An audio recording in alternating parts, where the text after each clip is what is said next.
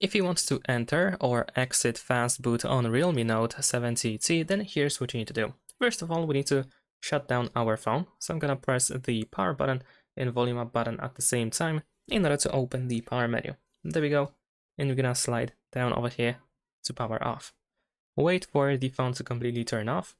And once that happens, you will have to press and hold the power button and volume down button until you are in the recovery mode.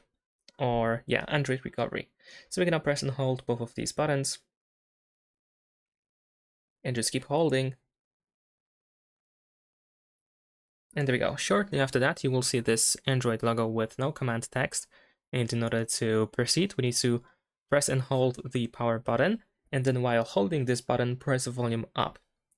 Something like this. And we can release the power button after that. Alright, now we are in the Android recovery. In order to navigate over here, we need to use volume up or down, like this. We need to select Enter Fastboot and confirm by pressing the power button. And there we go, we are in the Android Fastboot. And if you want to exit the Fastboot, you need to simply reboot the system. So choose Reboot System now, confirm by pressing the power button, and our smartphone should turn itself back on and go back into the normal mode. Thanks for watching, leave a like and subscribe.